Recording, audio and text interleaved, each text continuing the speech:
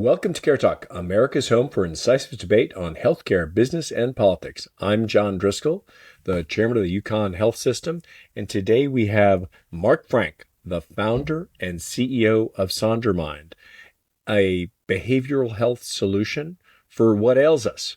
We're going to be talking about technology, behavioral health, the founding story of SonderMind, and a little bit about how we solve the massive mismatch between what people need and have access to in terms of behavioral health and the solutions that are available, and how SonderMind can help solve that mismatch. Welcome to the show, Mark. Thanks, John. It's really great to be on the show here. So tell me a little bit about, you have an unexpected background for someone who in the behavioral health.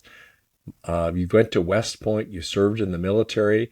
I think, as I recall, you may have even hit Wall Street along the way. Yep.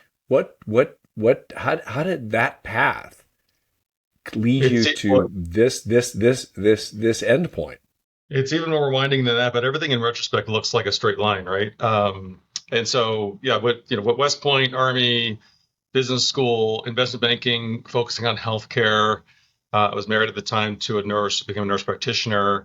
And so I was really interested in healthcare through the provider lens, but also as we all know, it's an incredibly ripe opportunity for disruption and for improvement. And after my time in investment banking, I left and moved back to Colorado, which is where I live now, and started an oncology company, specifically radiation oncology. So a radiosurgery company treating patients with brain tumor, prostate cancer, lung cancer, et cetera. Built an MSO around that, ultimately sold that. But that was direct patient care, right? And so, really engaging directly with patients, employing providers, et cetera. At the same time, about a year later, I started a business that was really about how can I take medical images that were coming from referral sources, as well as those imaging centers that we were engaging with, and enable easier transfer and collaboration between providers, so between the neurosurgeon and the radiation oncologist and the medical oncologist. But slow down, Mark. How do you get from kind of Wall Street to being an entrepreneur? I mean, most people are just abandon that path and stay kind of cruising on a desk for the rest of their lives in Manhattan. I mean, again, I think in retrospect, it always sort of makes sense. I didn't think it at the time, but if I really go back, when I was a little kid, I wanted to be, when I was 4, my parents, what do you want to be? And I said, I want to be an inventor. And then over time, I was always sort of trying different things and doing little businesses or doing different jobs. And even, in high school and college, like engaged in a lot of different activities that were seemingly not, like they weren't really connected to each other. I think what I realized, I probably have professional ADD, where it's like I like to focus on a lot of different things. So these companies were always overlapped, but what I've really been drawn to is inefficiency and where can I make an improvement in making things more efficient and more effective. And then I think I hate to say this because I actually don't believe that it's just in my nature. So it's not like a conscious decision, but I've always just been drawn to things that matter and trying to improve people's lives. So like my time in investment banking was incredibly rewarding and I learned a lot, but I realized, hey, I don't want to effectively sell a complete commodity service for the next 15 to 20 years. And I was at Morgan Stanley, which is an amazing firm, and Goldman Sachs is an amazing firm, and JP Morgan is an amazing firm, and all, these are all amazing firms. Lazard's an amazing firm. And at the end of the day, they're all offering the same service, and it's about the people relationship, which isn't something I think is bad. I just was like, I want to build things. And I went to West Point because I wanted to lead people, and I wanted to really, really have the opportunity to affect people's lives who I was engaging with from a management and from a leadership standpoint. So that was sort of the transition into starting these companies. And SonderMind was really, go ahead. Well, just MSOs. What is an MSO? Management service organization is really a construct for sort of I'd say almost a managing principle, or managing opportunity to combine providers into a more of a sort of streamlined setting where they don't need to be focusing so much on sort of running the business. So, if you think about it in oncology, for example, the first MSO that I created again started with a radiation therapy center. So I was the owner of the technical facility, and then had a collaborating set of physicians, and then the MSO created on top of that was one where I could say, hey, physicians, you don't need to worry about any of the business stuff. The MSO will handle that. I will handle that for you. And that's on the how do you get patients in? How do you deal with billing and collections? How do you deal with hiring and firing, et cetera? You're basically trying to, you'll focus on the business, they focus on the care. That's right. Yeah. Got it. So how did you go Why from mental what health? sounds like is a pretty good business to starting a harder startup in behavioral health where there's not enough caregivers and everything's a little bit more complicated?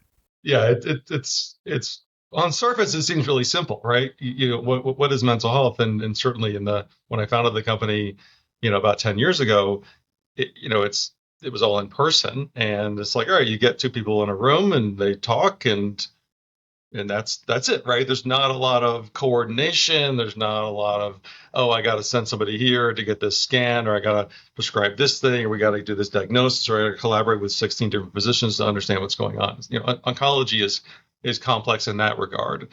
Behavioral health is simple in that regard. However, behavioral health is complex, and I think what drew me to it in the regard that we know really nothing about what goes on up here in the brain, and that's the opportunity, right? And so the draw for me was my own journey of trying to find a therapist. I had 3 kids in 3.5 years. I was running 2 businesses that I had started. That's that sort of gets the field set for a really stressful home life, and wanted to find a therapist. And I knew the Parity Act had been passed. It's a covered benefit. I know how insurance works. I know how to, I'm the employer and the employee, so I'm sort of paying premiums out of both pockets, if you will. And that was nearly impossible, right? Finding a therapist, who's a good match, do they take my insurance, what's the schedule availability, et cetera, et cetera. And then even when I got into care, the care was good, the clinical care was good, but the consumer experience was horrible. I mean, it was sort of like you go to this little dingy basement office and there's no windows, and you got to like write a check for the copay, even if they take your insurance and all that. So that was sort of like one problem. I said, well, this has got to be solved, and maybe there's companies that have done this. And as I looked, there weren't. The other side is my younger sister is a therapist. She's a licensed professional counselor. I have a cousin who I'm pretty close with, a year older than me, who's a clinical psychologist. Her husband's a psychiatrist. So these family members who are operating in mental health as providers. Honestly, it And doesn't sit, I don't understand why it was so hard for you to find a therapist. You should have well, they talked to all your live in different family. cities and states, but I was in Colorado and they were in Atlanta and California and and in Florida and stuff. But when my sister was going from an employed setting into private practice, she was struggling, and I helped her, and her husband helped her with some. He was a marketing person, and she struggled with 3 things. How do I find office and sort of deal with that, the office space piece itself?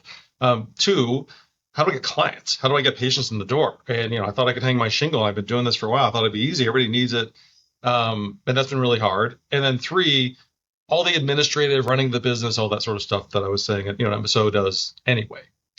And I talked to her, and I talked to my cousin, and I talked to 30 other of their colleagues that were in private practice over different settings. And I kept hearing those same 3 things in different order for different people. And I thought, well, wow, there must be MSOs that are doing this, because basically every vertical in healthcare has been um, corporatized, right? And 10 years ago, this had not happened in behavioral health. And I said, well, wow, that's really strange. So those were the 2 things I said, well, there's an opportunity to solve this. And it's such a huge need. I saw this wave of activity. I mean, with the cancer patients we were dealing with, it was not just the patients who had mental health struggles. It was, their families. Cancer affects the entire, the entire family unit, and really even the broader community of that person's life. And so I saw that firsthand at my time in the military. I saw a lot of my friends and colleagues struggle with PTSD, things like that. They had problems accessing. So I saw this wave coming that, in 2014, 2015, 2016, maybe it was not as apparent to other people, but I was like, this is a tsunami. It's going to hit us with full force. And then the last thing, which has really informed how we structured and how I built the company, was as I started to dig in, what really started to bug me was that we didn't have any objectivity around, certainly around quality measurement. But even if you peel that onion a little bit further, there's not any objectivity in terms of diagnosis, right? Think about how we diagnose. Is the nature of behavioral health that it's just impossible to set up those registers for quality and fit? No, I think that I think it's part of the nature, yes, but I don't think it's because of not having sort of the broad enough scale for access. I think it's because how much do we actually know about the brain? How much do we actually know about what influences our emotional state at any given point in time, right? Depending on what you ate this morning, depending on what the weather is today, depending on what that last email you got was, depending on how many times you've checked the email, depending on whether you work. I mean, there's so many environmental factors. I mean, environmental from the same everything that's hitting our body. Oh, by the way, what's inside, right? But gut biome sort of connection. Like there's so much that goes into it, and But Mark, when you add all that list up, it's like that scene in The Beautiful Mind when things just start going out of control. It really was this. I had a sort of crazy belief that in the future there would be a world where if we had an immense amount of data, we as a society and SonderMind is a catalyst toward that, would be able to better understand the human mind and the human emotional condition, and that it would only come with an immense amount of data, and it would only come with an immense amount of computing power, machine learning, etc. So when you're starting SonderMind, you've got this hypothesis, you got this big complex problem that spiders out into a number of different inconsistent directions. Yes. Why'd you think you could pull it off? Naivety? I don't know. That's okay. That's a good answer. I think no. I think it's that plus a little bit of. I always, as an entrepreneur, I've always taken sort of like one foot in front of the other kind of approach, right? So our mission back then was to redesign behavioral health through improved access, utilization, and outcomes. And I thought about it in that order. So first was access. Okay, if you're going to get the end goal is how do we improve outcomes? How do we actually, back to I said, how do we take all these data points? How do we really get the system of care in a place where it's meaningfully better? Because we can really get objective information around how our mind is, and therefore can sort of walk backwards from there to what works well, and then change diagnosis and things like that. We're not there yet, but we're marching toward that as a society, as an industry. But the first thing, before you get to all that, is, hey, Mark's got to find that therapist more easily than calling 30 therapists for 4 months and waiting another 2 months to get into care, right? Like, you got to start with that. Your first step in access, as I intuit it, is a nav tool that allows you to do better matching. Is that where you started? First step was we actually we consolidated providers. So we actually said, okay, you go backwards from that first step to the patient journey. Well, how do you solve the patient journey? You first got to solve the provider problem. So we said, you know what, I'm going to make this easier for my sister. And I'm going to build an MSO model that's technology first, that gives her a full EHR, practice management solution, credentialing, everything under one group ID, so that she doesn't have to worry about any of that. Oh, by the way, you started by making it easier for the actual practitioner. That's right. Wow. And that's always been our focus, is the practitioner is our number one stakeholder. The provider, the therapist, the psychologist, the psychiatrist is our number one stakeholder. So we built all that, and we said, okay, now we can make it easy for you. And once you have that, then you go, okay, we can reduce isolation for these providers. We can build a community for them. We can enable them to not, to have the spigot that they turn on or off for client client means patient, just in mental health, it's usually intertwined. So between client and patient volume, and they don't have to write payments, all that sort of stuff, right?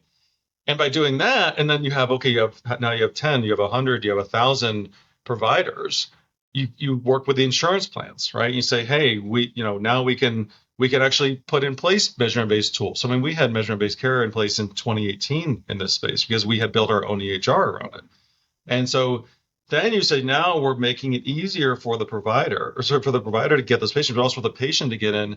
And then you have all the data on the providers as well, who they treat, not just what do they say on their profile, what boxes do they check, which is important, but maybe more important. Again, I'm an objective data person, less subjective data. Subjective data is tell me what you're good at.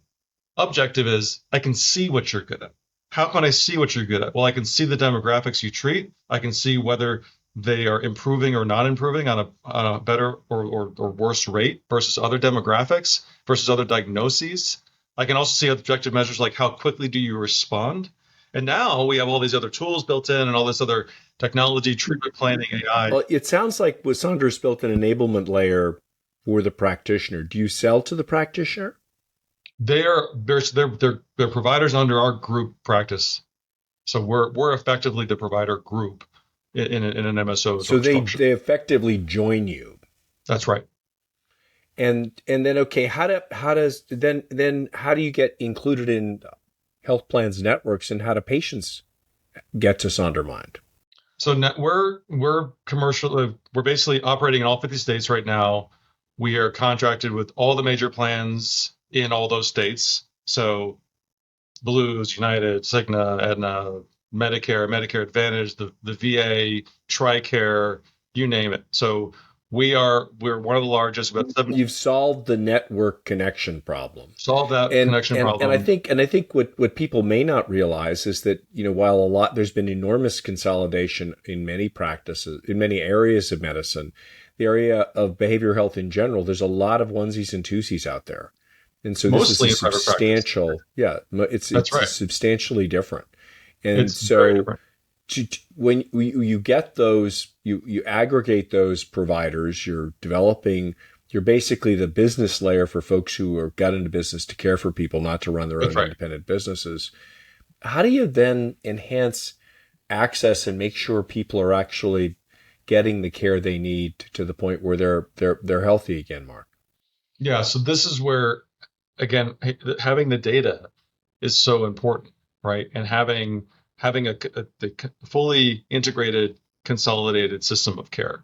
So what we have now, and we've been building this obviously over the years, is if you think about it on the provider side, as I mentioned, it's the entire tool set, if you will, for the therapist, for the provider, for the psychiatrist, inclusive of really deep treatment planning tools. Obviously, we have all the AI bells and whistles that you can imagine. So AI clinical notes built in, auditing, medical record auditing, things like that. All that's built in so we can make recommendations and understand what's working. But the key difference between us and a lot of these other larger groups or even aggregators, as you call them, is that we built all this other tooling on the client or on the consumer or on the patient side. Because when you really think about, okay, how does mental health work? Like, how do you get to outcome? Like, what's this magic of therapy we're talking about, right? It's, you and I are having a conversation now. So if we have this conversation, am I going to all of a sudden, have some epiphany and then I'm going to feel better about something? Well, maybe that happens, right? Unlikely, highly unlikely, but possible. And so you go, and the same is true. Like, okay, why can't a therapist just do her magic in that one session, right? Like, why does it need to take 10 sessions or 12 sessions or whatever? Well, because there's work. It'd be like saying, well, why can't the physical therapist just improve that rotator cuff injury in one session? Because you know what actually happens in the physical therapy appointment? In that physical therapy appointment, the physical therapist says, here's the stuff to do, and they work out it. But then they say, all right, John, now you're going to go home, right? The hour's up. And here's this piece of paper, and here's maybe a couple rubber bands, And I know you're traveling this week and probably the next week as well. So when you're in your hotel room, you got to do this rubber band thing 3 times a day, and you got to do the other thing twice a day. And if you do that 5 times a day for the next 2 weeks, I'll see you again in 2 weeks, and then we'll see where you're at, right? Which means you got to do the homework. You got to do the work, right? Not the physical therapist does the work. You have to do the work. And then you do that over 10 weeks, 12 weeks, 16 weeks, whatever. And all of a sudden you are better, right? Your injury is improved. Now, the interesting thing is if you didn't do all that, generally speaking, up to a certain age, our bodies, the human body is a miraculous thing, right?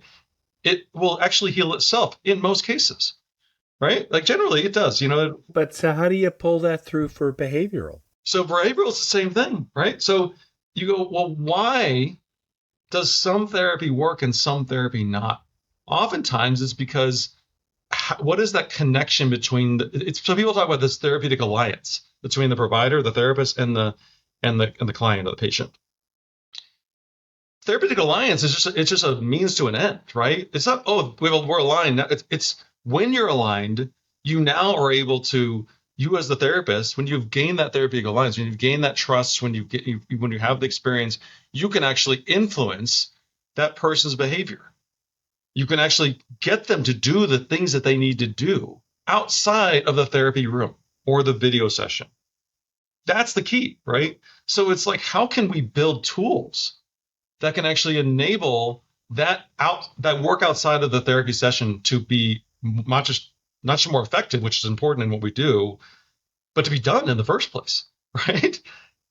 So is the right way to think about SonderMind is a sort of first you build the infrastructure for the providers, then you bring the data in that will allow you to actually identify what works, and then you're going to provide tools to patients to work Which we with do. the So, therapists to right. kind of So create anybody that, can, honestly, a therapeutic team where the patient's part of the team. 100%. And where we are part of the team as well, because that time between that second session and the third session is actually where the work happens, right? It's not really in the session. Yeah, there's work that happens in the session, but the And real work and do happens you, I outside of mean, it. this is an area where everybody talks about need, but very few people talk about outcomes. Do you have any suggestion that your approach, your integrated approach, is actually more effective than anyone else's? It's incredibly more effective. And so when we look at the data, we see is that for one, I mean, we did a peer reviewed journal article about 5 years ago that was just looking at measurement based care. Now, everybody knows when you use measurement based care, the outcomes are better in any setting in healthcare, right? Meaning that when you see what's actually happening and then you feed that information back to the doctor, to the provider, oh wow, it actually helps them, overall make the care better for the patient. So we did a study with the University of Denver, had that published, and what we found was meaningfully higher outcomes for our providers who were using our measurement-based care tools. Fast forward to today, where we have a fully integrated platform for the provider, but also for the patient, right? Where you can download today the SonderMind app and you can use any one of 80 different interventions that are digitally enabled interventions. So think digital CBT, meditation, cognition improvement, memory games, things like that for senior, like all kinds of tools. And obviously an AI coach that allows you to interface, goal setting, AI journaling, all of that, right? When you use those things, and when the provider is engaged in the utilization of those tools, we're seeing on upwards of 225 to 275% improvement versus those clients and providers who don't use them. And this is a unique That's set of stunning. tools that we've created. And so to us, it's this continuous care journey. It's this opportunity to say improving behavioral health is not this episodic. You just go in and you treat it. It has to be there throughout sort of your life. That doesn't mean you should be in therapy, by the way, for perpetuity. In fact, if you are, something's Maybe some wrong. of us need to be. Well, I would argue, unless you have a serious mental illness, that schizophrenia, bipolar, certain things that really do need constant care and attention, we should It probably means if So you're it's if you don't have possible. Which I think what you're suggesting, Mark, is it's possible for folks with pain and challenge to actually find solutions. you have you there it's 100% possible to find solutions. And if you look at it like, hey, I'm going to deal with this episode, I'm going to improve this component of of my life or of my mental state, and I'm going to work on that. And then you say, okay, let me work on that, let me solve it, and then you move on to the next thing. Yeah, maybe you could do those in a continuous setting, meaning you could just be in therapy for years and years and years. But the reality is you're probably better off actually letting some of those new behaviors set before you try to tackle a whole set of new behaviors that you want to implement into your life. Maybe let's leave it there, Mark. You've given us a lot of hope. I think for therapists and practitioners who don't have a platform, for patients that are looking for access, and that the fact that some of these tools and platforms, and perhaps the one at SonderMind first, can actually create real solutions for a lot of folks in one of the biggest unmet needs in American healthcare. Um, Absolutely. I'm John Driscoll, the chairman of the Yukon Health System and the co-host of CareTalk. And I just want to thank you, Mark, for joining us today. Thank you, John. It was a lot of fun. If you liked what you heard or you didn't, we'd love you to subscribe on your favorite podcast. And check out SonderMind.